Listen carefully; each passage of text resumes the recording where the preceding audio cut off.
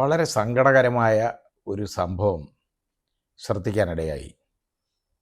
3 പെൺകുഞ്ഞുങ്ങൾ, 12 വയസ്സുള്ള പഖി, 14 വയസ്സുള്ള പ്രാചി, 16 വയസ്സുകാരിയായ നിഷിക എന്ന 3 പെൺകുഞ്ഞുങ്ങളാണ് ഇന്നലെ ഗാസിയാബാദിൽ, ഉത്തർപ്രദേശിലെ ഗാസിയാബാദിൽ ഒരു ഫ്ലാറ്റിൽ നിന്നും, അതായത് ചാടി മരിച്ചു. അതാണ് നമ്മൾ കാണുന്നത്. ഗാസിയാബാദിലെ ഭാരത് സിറ്റി അപ്പാർട്ട്മെൻറ്റ് എന്ന് പറയുന്ന ഫ്ലാറ്റ് സമുച്ചയത്തിൻ്റെ 9ാമത്തെ നിലയിൽ നിന്നും താഴേക്ക് ചാടി ഒരു ആത്മഹത്യ ചെയ്തു. പുലർച്ചെ ഏതാണ്ട് 2 മണിക്കാണ് ഇത് സംഭവം ഉണ്ടാകുന്നത്. അപ്പോൾ ഇത് ആകെ ഞെട്ടിച്ച സംഭവമാണ്. അത് ഈ 3 കുട്ടികളും ഈ ചേതൻ കുമാർ എന്ന് പറയുന്ന ഡൽഹി സ്വദേശിയായ ചേതൻ കുമാറിൻ്റെ മക്കളാണ്. അപ്പോൾ ഇവർ ഇതിനെക്കുറിച്ച് ഉള്ള വാർത്തകൾ വന്നപ്പോൾ ആണ് ശ്രദ്ധിക്കേണ്ട കാര്യം. അതെല്ലാവരും ശ്രദ്ധിക്കേണ്ടതാണ്. ഇന്നിപ്പോൾ ഈ നമ്മുടെ കുട്ടികളൊക്കെ, അതായത് വളരെ ചെറിയ കുട്ടികളൊക്കെ കൊറിയൻ ഭാഷയിലെ ചിത്രങ്ങൾ കാണാറുണ്ട്.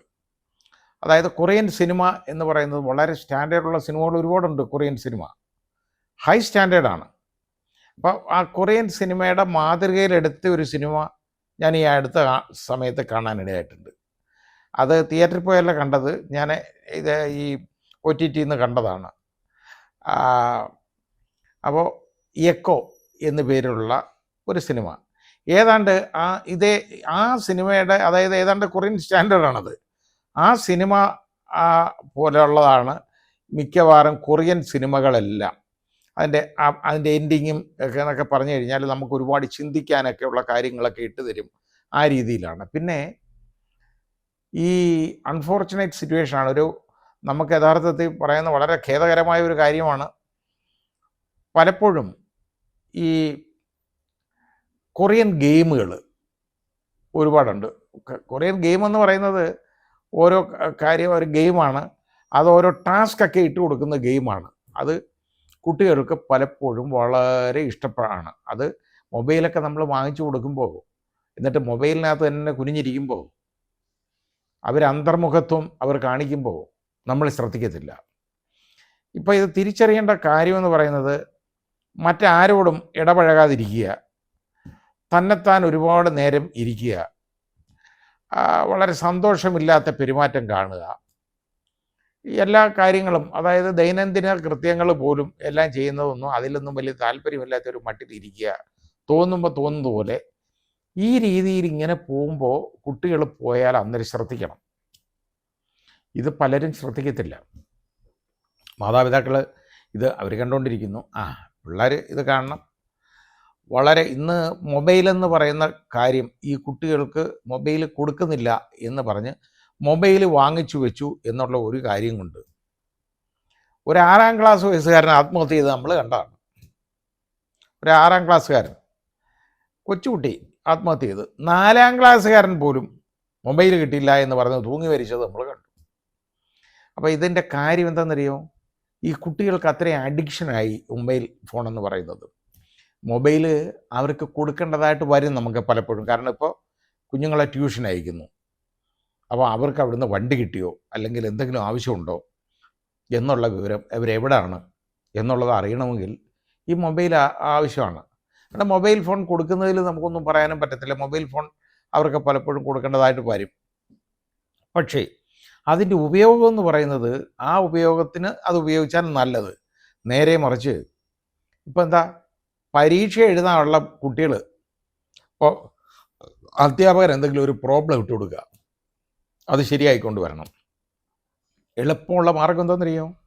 നേരെ ഈ ക്വസ്റ്റ്യൻ എഴുതാൻ പോലും മെനക്കെടത്തില്ല, അങ്ങ് ചോദിക്കും, ചാറ്റ് GPT ചോദിക്കും, അല്ലെ മെറ്റ AIയിലോട്ട് ചോദിക്കും. ഉത്തരം പെട്ടെന്ന് അവർ പറഞ്ഞു കൊടുക്കും. അത് എപ്പോഴും ഒന്നും നല്ല ക്ലാരിറ്റി ഒന്നും ഉണ്ടാവണമെന്നില്ല, അത് ശരിയാവണമെന്നും ഒരു നിർബന്ധവുമില്ല. അവർക്കറിയാവുന്ന ഉത്തരമാണ് അത് പറഞ്ഞു കൊടുക്കുന്നത്. അത് ആ AI മെത്തേഡിലേക്ക് നമ്മുടെ കുഞ്ഞുങ്ങൾ പോലും നീങ്ങിക്കൊണ്ടിരിക്കുകയാണ്. അപ്പോൾ ഈ പ്രോബ്ലം ഇട്ട് കൊടുത്ത് പ്രോബ്ലമൊക്കെ ചെയ്യാൻ മൊബൈൽ വേണം. സംഭവം എന്തുവാ? ചാറ്റ് GPT കൊണ്ട് ചെയ്യിപ്പിക്കാനാണ്. അത് കാണുന്നിടത്ത് അങ്ങ് പകർത്തി വെക്കും, അതോടുകൂടി കാര്യം തീരും. ഇത് എനിക്ക് കാണാൻ ഇടവന്നിട്ടുള്ളത് കൊണ്ട് ഞാൻ പറഞ്ഞതാണ്. അപ്പോൾ ഇങ്ങനെയൊക്കെയുള്ള കാര്യങ്ങളാണ് നടക്കുന്നത്. പിന്നെ ഇതുപോലെ ഈ കൊറിയൻ ഞാൻ പറഞ്ഞാൽ ഗെയിമുകൾ ഒരുപാടുണ്ട്. ആ ഓൺലൈൻ ഗെയിം കാണിച്ച് താണ്ട വേറൊരു പയ്യൻ ആത്മഹത്യ ചെയ്തേക്കുന്നതിൻ്റെ വിവരം ഇതേ ന്യൂസിനോടൊപ്പം തന്നെ വന്നിട്ടുണ്ട്. അതായത് 14-കാരൻ ഭോപ്പാലിൽ ജീവനൊടുക്കിയത്. അതിൻ്റെ കാരണം എന്തെന്നറിയോ? അത് ഈ അവൻ ഓൺലൈൻ ഗെയിം 28,000 രൂപ അച്ഛനമ്മമാരെ അക്കൗണ്ടിൽ നിന്ന് എടുത്ത് കൊടുത്തു, ഓൺലൈൻ ഗെയിം കളിച്ചു. അവസാനം അതിൽ ഒരു ടാസ്ക് അവന് കംപ്ലീറ്റ് ചെയ്യാൻ പറ്റുന്നില്ല. കൊറിയൻ ഗെയിമാണ്. ആ ടാസ്ക് കംപ്ലീറ്റ് ചെയ്യാൻ വയ്യാത്തതിൻ്റെ നിരാശയിൽ, കംപ്ലീറ്റ് ചെയ്യാൻ പറ്റിയില്ല, അതിൻ്റെ നിരാശയിൽ അവൻ തൂങ്ങി മരിച്ചു. ഇത് നമ്മുടെ മനസ്സ് കണ്ണു തുറന്ന് കാണണം. നമ്മുടെ കുഞ്ഞുങ്ങൾ എങ്ങനെയാണ് പോയിക്കൊണ്ടിരിക്കുന്നതെന്ന് ചിന്തിക്കണം. ഈ പറയുന്ന ടാസ്കുകളൊക്കെ കംപ്ലീറ്റ് ചെയ്യുക. ചിലപ്പോൾ പറഞ്ഞയക്കുന്നത് എന്തെന്നറിയോ? വളരെ ഒരു ഫയർ ഗെയിം എന്നൊക്കെ പറയുന്നതുണ്ട്. ആ ഗെയിമൊക്കെ വരുമ്പോൾ അതിനകത്തൊക്കെ പറയുന്നത് ഓരോ ടാസ്കുകൾ കൊടുക്കും. പാലത്തിൻ്റെ നടുക്കോട്ട് പോയി നിൽക്കണം, അത് കഴിഞ്ഞ് നീ തീരുമാനിക്കണം എന്ത് ചെയ്യണമെന്ന്. എന്ന് പറഞ്ഞാൽ പാലത്തിൽ നിന്ന് എടുത്ത് ചാടണം, ഇല്ലെങ്കിൽ ആ രീതിയാണ്. അതിൽ നിന്ന് അങ്ങനെ പാലത്തിൽ നിന്ന് ചാടി മരിച്ച സംഭവം ഉണ്ടായിട്ടുണ്ട് കുട്ടികൾ.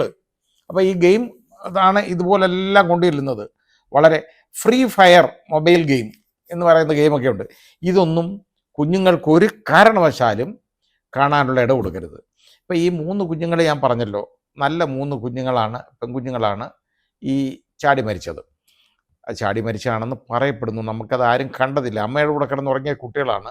വെള്ളം കുടിക്കാനെന്നും പറഞ്ഞ് രാത്രി എഴുന്നേറ്റ് പോയതാണ്. എന്നിട്ട് അവർ ബാൽക്കണിയിൽ പോയിട്ട് അവർ എടുത്ത് ചാടി മരിച്ചു. അതിനുമുമ്പ് ഒരു ആത്മഹത്യാക്കുറിപ്പ് പോലെ സോറി പപ്പ എന്ന് പറഞ്ഞ് അതും എഴുതി വെച്ചിട്ടുണ്ട്.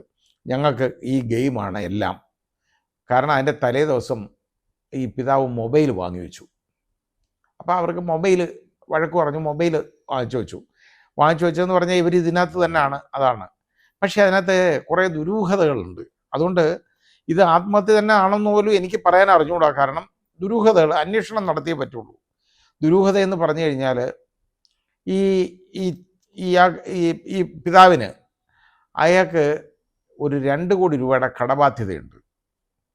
ഈ കുട്ടികൾ 2 വർഷം കൊണ്ട് സ്കൂളിൽ പോകുന്നില്ല. അതെന്താ കാരണം? എന്തുകൊണ്ട് സ്കൂളിൽ പോകാൻ പറ്റുന്നില്ല കുഞ്ഞുങ്ങൾക്ക് നമുക്ക് അറിഞ്ഞുകൂടാ. അവർ മൊബൈൽ അഡിക്റ്റഡ് ആയിട്ടുള്ളത് കൊണ്ടാണോ, അതോ അവിടുത്തെ അതിനുള്ള പണം വീട്ടിൽ കുഞ്ഞുങ്ങളെ സ്കൂളിൽ അയക്കാനുള്ള മാർഗ്ഗമില്ലാത്തതാണോ എന്നുള്ളത് വ്യക്തമല്ല. വാർത്തയിൽ നിന്ന് വ്യക്തമല്ല. അത് ഞാൻ ദൃശ്യമാധ്യമങ്ങളും കണ്ടതാണ്, പത്രമാധ്യമങ്ങളും കണ്ടതാണ്. അത് വ്യക്തമല്ല.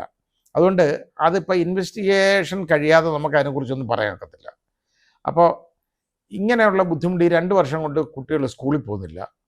അപ്പോൾ ഈ ആത്മഹത്യാക്കുറിപ്പ് ശരിയാണോ തെറ്റാണോ ഇതൊക്കെ നമ്മളൊന്ന് മനസ്സിലാക്കണം, ചിന്തിക്കണം. അതോ ഈ കുട്ടികൾക്ക് ഇങ്ങനെ ഒരു പ്രൊവോക്കേഷൻ ആയതുകൊണ്ട് ഇവരും ചാടി മരിച്ചതാണോ, അതോ മറ്റേതെങ്കിലും വിധത്തിൽ ഇവരുടെ ജീവൻ എടുത്തതാണോ എന്നൊന്നും നമുക്കറിയാൻ പാടില്ല. എന്തായാലും മാതാപിതാക്കൾ ശ്രദ്ധിക്കേണ്ട ഒരു കാര്യം എന്ന് പറയുന്നത് ഈ കൊറിയൻ ഗെയിമുകളും ഒക്കെ ഉണ്ടല്ലോ, അതുപോലെ തന്നെ ഈ പറയുന്ന ഞാനീ പറഞ്ഞ ഫയർ ഈ പ്രോഗ്രാം, അതായത് ഇതൊക്കെ ഉണ്ടല്ലോ, അതൊന്നും കുട്ടികൾ കാണാനുള്ള ഒരു ഇടയുണ്ടാക്കി കൊടുക്കരുത്.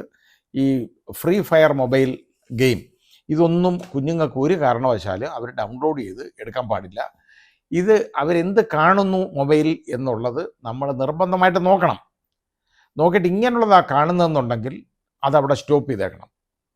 അപ്പോൾ അല്ലെങ്കിൽ വളരെ വലിയ ദുരന്തമാണ് ഉണ്ടാകുന്നത്. ഈ 3 കുഞ്ഞുങ്ങളുണ്ടല്ലോ മരിച്ചത്, കഷ്ടമായിപ്പോയി. നല്ല 3 കുട്ടികൾ. അവർ ഏതായാലും അവർ ജീവനൊടുക്കി, അവരുടെ ജീവൻ ഒടുങ്ങി എന്നേ പറയാൻ പറ്റുന്നുള്ളൂ. അതിൻ്റെ കാരണം ഇനി ഇൻവെസ്റ്റിഗേറ്റ് ചെയ്ത് വരണം. ഏതായാലും ശ്രദ്ധിക്കേണ്ട കാര്യം, കുഞ്ഞുങ്ങളിലെ ഈ ഗെയിമുകൾ, പ്രത്യേകിച്ച് കൊറിയൻ ഗെയിമുകളൊക്കെ ഉണ്ടല്ലോ, അതുപോലെ കൊറിയൻ സീരീസ് ഉണ്ട്. ഈ കൊറിയൻ സീരീസ് ഒന്നും കുഞ്ഞുങ്ങൾക്ക് കാണാൻ പറ്റിയ കാര്യങ്ങളൊന്നും അല്ല പലതും. അതുകൊണ്ട് അതൊന്നും കാണാനുള്ള ഒരവസരം കുഞ്ഞുങ്ങൾക്ക് കൊടുക്കരുത്. അവർ പ്രായപൂർത്തിയായി കഴിഞ്ഞാൽ അവർ ഇഷ്ടമുള്ളത് കണ്ടോട്ടെ എന്ന് വെക്കണം. അതിപ്പോഴല്ല പിന്നെ എന്ന് പറഞ്ഞു കൊടുക്കണം. അത്രയും മതി.